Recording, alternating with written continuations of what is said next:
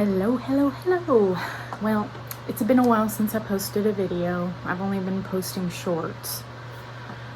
You can see that I have all my panels sewn except these two. And I apologize. I had to take advantage of quilting weather in the garage.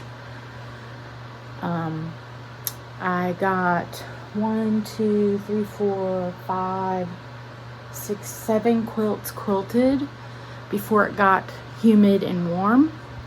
I learned that my tension on my long arm is greatly affected by humidity, and I probably need to look into a thread conditioner so that I can continue to quilt when it's humid and a little bit warmer, but it is what it is.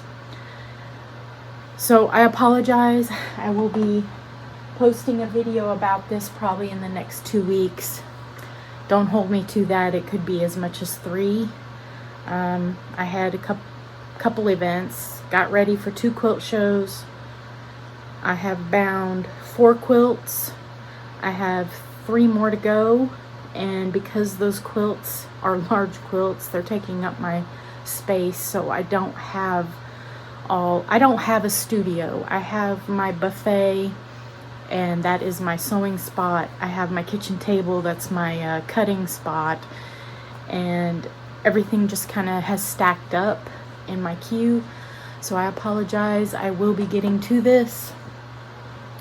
I did learn something though. Let me get something. So I will post a picture right here, hopefully right here, of a quilt that I entered into a show and it was judged. So I was going to enter this into a show, and I'm going to have to wait and see how it turns out after I get it sewn together, because I entered my other pixelated quilt that I did the scalloped edges recently on my channel, and I entered that in a show. I had no expectations of winning because I broke 2 rules, which one of those she did mention. When I was making that quilt, I had no intention of putting it in a show. But because the piecing and the nesting of seams turned out so good, I said, okay, it's very, very hard sometimes to get piecing just right, so I'm going to go ahead and enter this in a show. I had no reason to think I was going to win a ribbon, and I did not. So that's out there. I did not. I knew I was not, because when I started that quilt, I did not start it with the mindset of it being in a show. And so you're sewing along and you're following all your bad habits. It is what it is. But I want to share with you, and I'll put the picture up randomly every now and then. So this was the comment the judge made, and she said, the pixelated design challenges the eye. She is correct. It does challenge the eye. These quilts are fabulous in front of a camera, period. In front of naked eye, not so much. Your eye can find things. If you've got your fabrics just perfect, your eye can find things. It knows it's flowers. It knows this one's going to be a vase. It knows that. But it's something in the camera makes those flowers pop. I don't know what it is. Anyway. She did give me good marks. She said subtly curved edge gives relief to the square piecing and the grid quilting. So everybody, when I was asking opinions about how I should quilt that quilt, mind you, the grid is like this, same like this. I did cross hatches like this in the whole thing. I wanted it modern. I did not want it matchstick. I think that was a mistake. this quilt I will probably do some kind of curved floral something motif on it, and I will custom quilt this one probably, but I didn't figure she would ding me for that, but I think she did. So let me just go get the quilt.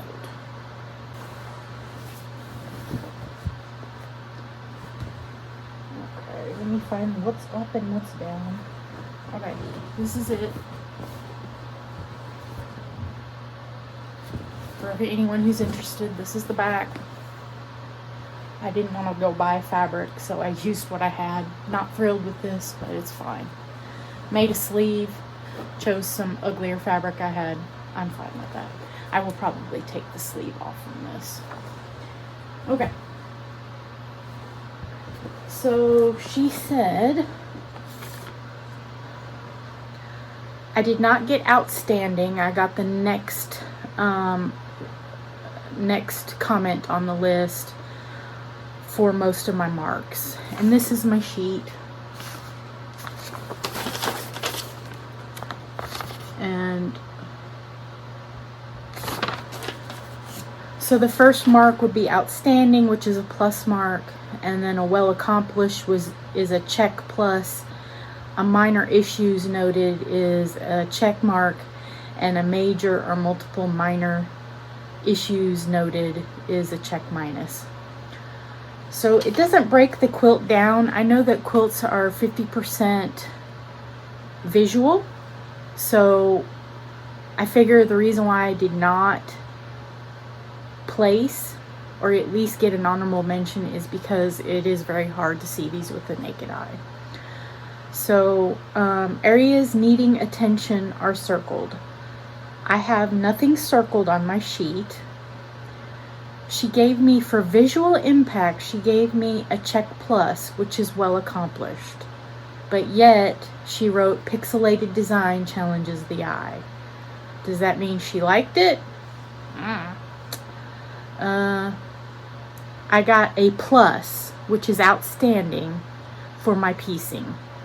Okay, I knew that was going to be a plus, okay? I knew that because this is made with the grid interfacing. Sorry. This is made with the grid interfacing. And all of my seams are perfectly nested.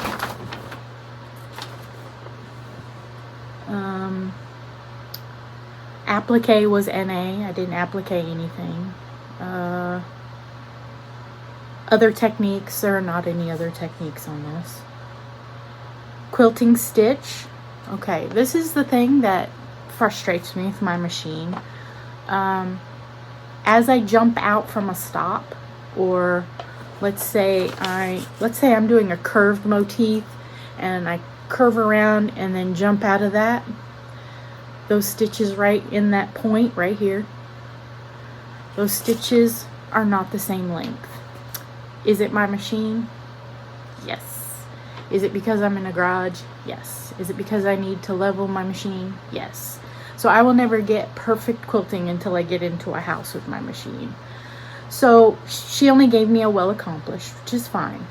I kind of figured that. Appropriateness of quilting. Quilting design should complement quilt top. Consistent density of quilting should be maintained. Parallel lines and grids should run true. Curves and circular designs should be fluid and true.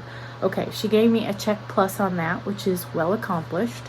Not sure why she didn't mention anything about, unless it was the grid versus the grid quilting. I guess maybe that's what she dinged me on. I don't know. Back of quilt. Backing should be smooth without puckers or pleats. Seams should be well made and logically placed. I know I have a seam in this. I didn't know that you would be judged at the back of the quilt unless it was for a pucker. So right here's my seam. Well, I say that's my seam. Hang on.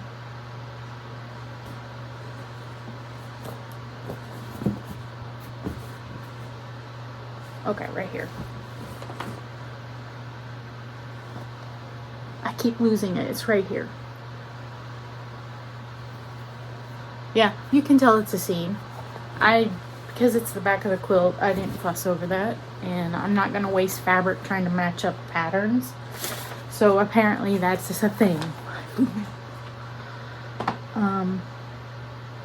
Borders and sashings was an NA. I don't have any borders or sashings on this. Edge treatment. Edges should be straight. Binding should be filled to the edge with batting. Binding should be consistent. Square corners should be a true 90 degrees. Corners should be consistently treated. Miters should be accurate on the back and the front. There are no corners on this. There are no straight edges on this. So, hand stitching should be small, tight, and invisible. Machine sewn binding should be precisely applied. Binding should be smoothly applied without rippling. Okay, I got to check plus on this. I'm not sure what the problem is on the binding. Is there puckers? That's just from the stitching. It's not. I used biased binding. I'm not sure what she's talking about by not. I wish that whenever a judge would not give you a perfect score, they would tell you exactly. I know that they're in a allocated amount of time, so maybe that's it. But the one thing that I knew she'd ding me on, and she did, it was a guarantee. Let me show you. Let me find it.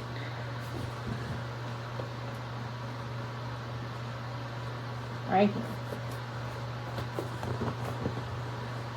So, I was trying not to buy fabric.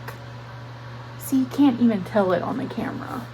Right here, I let the selvage show, where it would say like 100% cotton. And whenever I originally cut the pieces, I ran out of this fabric. I did not want to go to the quilt store and buy more. And I thought, you know, this is my quilt, so it's my rules. So if I let the selvage show, I'm making a statement. I'm like giving a middle finger to all the rules. Because yes, it's a show. Where is this rule that says you can't have a selvage edge showing? People have always made comments on my blog that, oh my God, your selvage, that's going to be right in the middle of the block. That's going to show, but usually it doesn't. The only reason that this one showed is because the writing was darker. So I knew I was going to get dinged for that.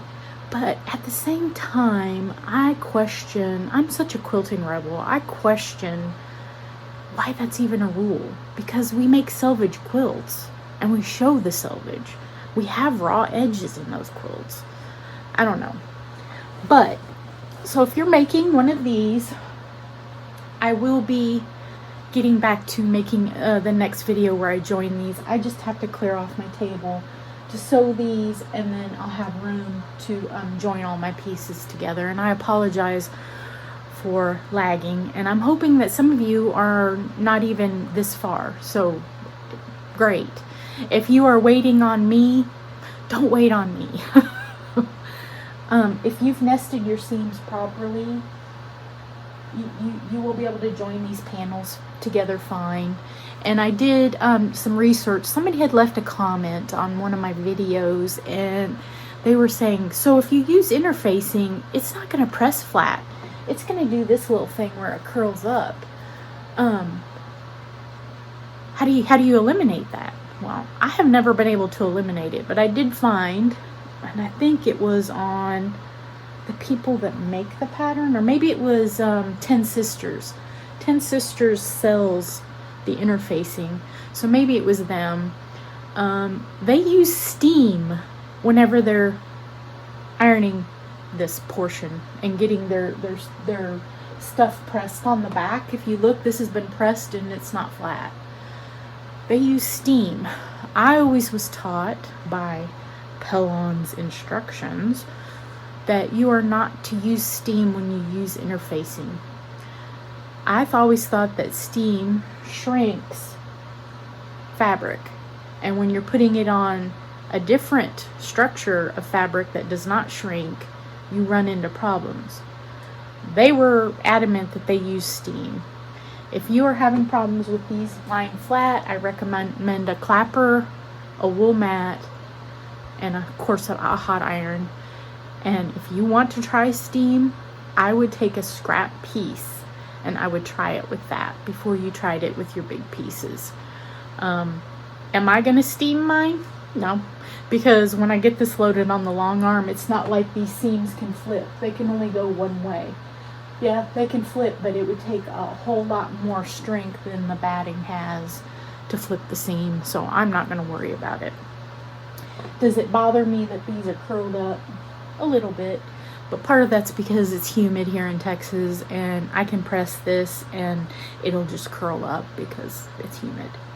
So I wanted to share with you the notes. And this judge is a certified judge by the National Quilting Association, and it says CI. I don't know what CI stands for. So NQACI and NACQJ. This is a lady who's also judged one of my other quilts that I did get a ribbon on. So while I was at this show, I was only there for like 20 minutes. I wanted to go in and see the competition and see who got the ribbons, because I knew I wasn't going to get one. But I lost to someone who had made a panel quilt. That gripes me. Because I have all of this piecing. And I think there's like 2,200 squares in this. I now don't remember. I'd have to go back and count. There's approximately 100 pieces, and so your opportunity of error is way greater with the more pieces you have and the smaller pieces you have. The panel quilt was a standard size panel, and then she had put a border, and it was nothing spectacular. It was like the fabric line that matched the panel. I wish now I would have snapped a photo of it, but she got a blue ribbon for that quilt, and it was not that great. Did it maybe get a plus in all of the workmanship? Probably. The quilting was just a standard pantograph quilting. It wasn't custom quilted or anything. Not that won't win a ribbon, but it didn't. If I was a judge, that one wouldn't have won. And I guess that's part of going to a show. You are at the mercy of the judge, because the judge has an opinion and has the power to use their opinion. So,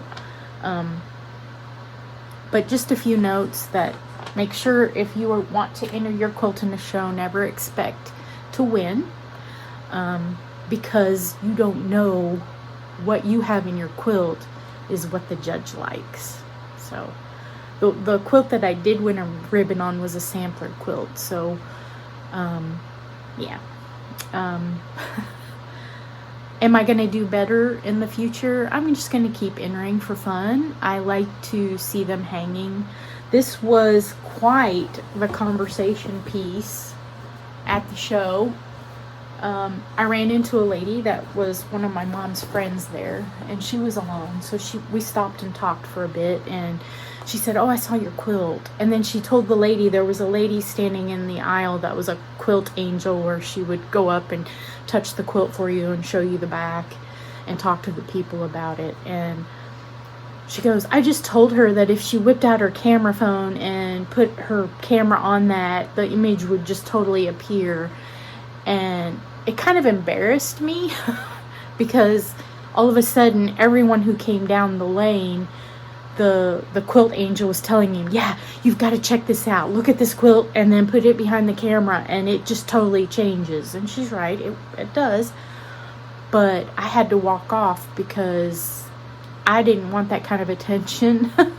I'm not there to get attention, and everybody just kept talking about it.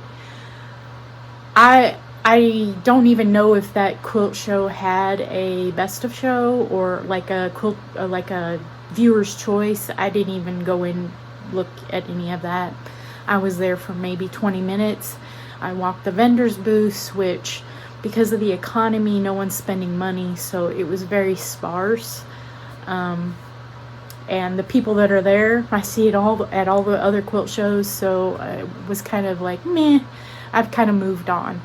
But yeah, everybody was kind of looking at it through their camera, and then they really liked the quilt. So some quilts are photogenic. Some quilts are better to look at in person, and that's a fact. So if it looks good on the camera and it looks good to the eye, it's a good quilt. That's a rule of thumb. And I kind of knew that going in, but I did lose to a panel quilt. And I'm noticing a trend in quilt shows. I don't know if people are not wanting to spend the time or if they're not wanting to spend the money, but the quilts are shrinking. Their bed-size quilts are going to become a thing of the past. Everybody wants to make smaller quilts, lap quilts. And if you think about it, a lap quilt you can whip out a whole lot easier, and you don't lose interest in a lap-size quilt. Or maybe you do, I don't know. Sometimes the bigger quilts go on and on and on. And okay, I get that, but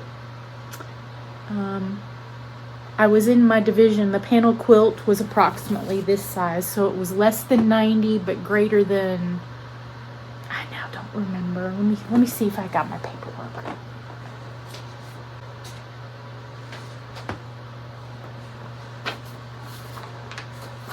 So yeah, I don't have that last piece of paper, but mine was less than 90 but greater than, I forget how many inches. And the panel quilt probably was about within 5 or 6 inches all the way around, about the size of this one. So it was in the category, it was in a master category, because I have sold quilts to 2 other people. I've sold 1 quilt, and then I've done work for 2 people. So because of that, I have to consider myself a master. So that groups you into a category. And if you are not a master and you just do things for fun at your house and you don't send your stuff off, well, I take that back. You can be an artisan where you've never sold anything. You have a 2-person and a 1-person.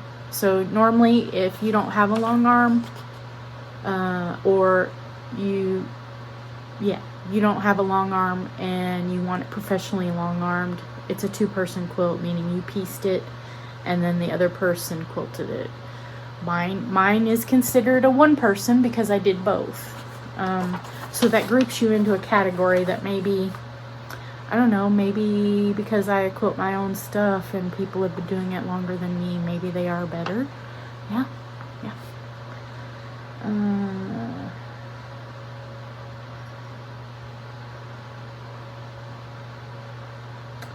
So mine was,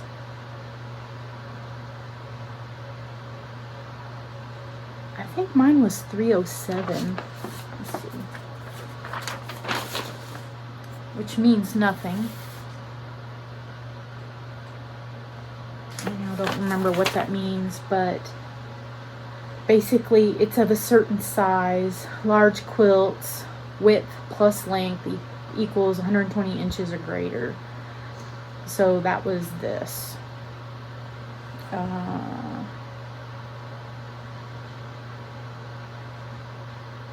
Yeah, so I just wanted to share that with you, and I have not forgotten about you. Today's going to be a busy day.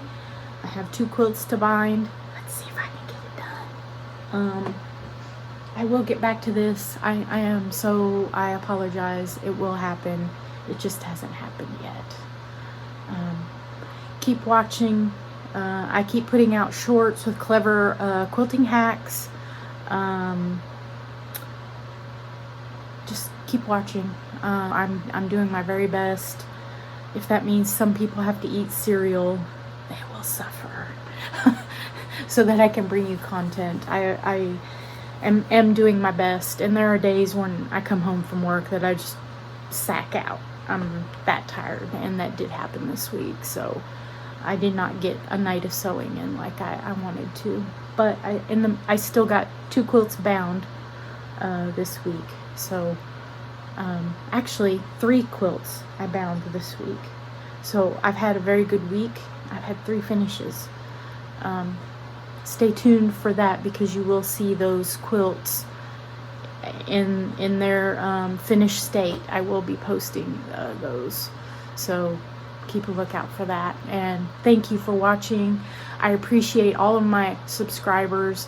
Thank you for all of the likes, all of the comments, and a big shout out to all the new subscribers. I so appreciate you. I will have another video coming out soon that's more of a YouTube creator content video versus not so much quilting, because I've learned a couple things in reading up and looking around on YouTube. I've learned a couple things that I wanted to share with my fellow YouTubers to make sure they don't fall into the YouTube trap. Yes, there's a trap. So that video I'm hoping to film tomorrow, so be looking for that to come out in the next week. Thank you for watching.